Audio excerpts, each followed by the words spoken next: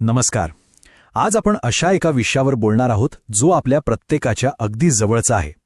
श्यामची आई हे नुसतं पुस्तक नाहीये, तर महाराष्ट्राच्या मातीतला एक अत्यंत पवित्र असा संस्कार आहे. चला, आज या पुस्तकाच्या मूळ गाभ्याकडे एक शांत आणि थोडासा सखोल असा प्रवास करूया.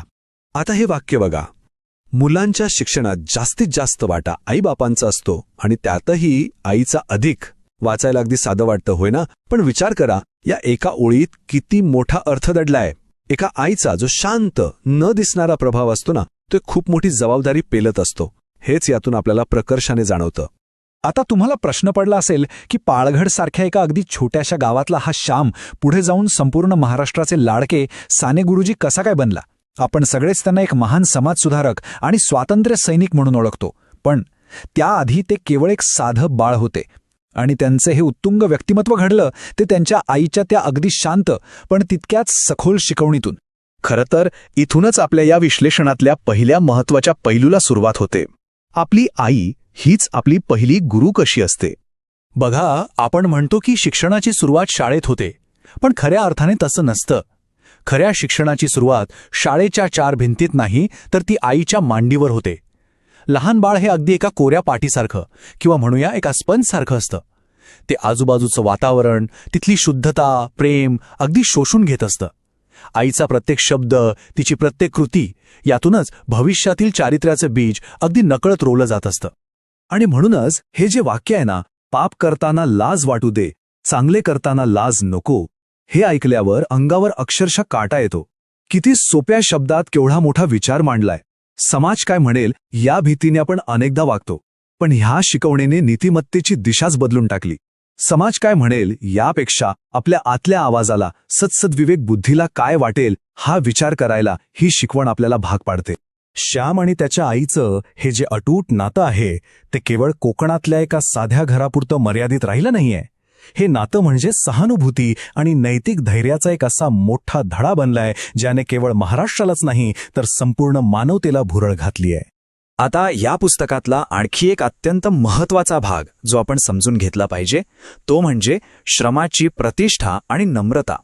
तुम्हाला तो प्रसंग आठवतोय जेव्हा श्यामला घरची छोटी मोठी कामे करताना, विशेषतः केर काढताना संकोच वाटत होता, मित्रांची भीती वाटत होती की ते मला चिडवतील.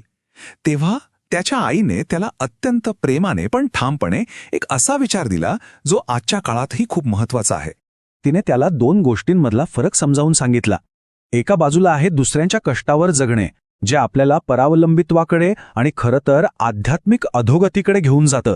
आईच्या मते हेच खरं पाप आहे. आणि दुसऱ्या बाजूला स्वतःची कामं स्वतः करणं, स्वावलंबन, स्वतःच्या प्रामाणिक कष्टाची लाज न बाळगता ते स्वीकारणं, हेच खऱ्या अर्थाने आध्यात्मिक प्रगतीचं लक्षण आहे. आणि हे पटवून देण्यासाठी तिने काय उदाहरण दिलं? तिने श्यामला आठवण करून दिली की खुद्द भगवान श्रीकृष्णांनीही कुठलाही संकोच न बाळगता घोड्यांची निगा राखण्यासारखी किंवा उष्टी काढण्यासारखी अत्यंत साधी कामे किती आनंदाने केली होती.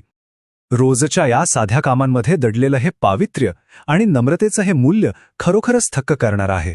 या प्रवासातला आता जो शेवटचा टप्पा आहे तो एका चिरंतन वारसाचा आहे.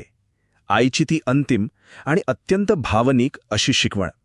आयुष्याचे अगदी शेवटचे क्षण जवळ आले असताना ज्या निसर्गाला, ज्या झाडांना तिनं स्वतःच्या लेकरांसारखं प्रेमाने वाढवलं होतं, त्या निसर्गाच्या सान्निध्यात असतानाही तिचं लक्ष कुठे होतं, तर केवळ आणि केवळ आपल्या कुटुंबाच्या एकतेवर. मृत्यू अगदी दारात उभा असतानाही श्यामच्या भावाला तिने जो आशीर्वाद दिला तो मनाला खूप खोलवर भिडतो.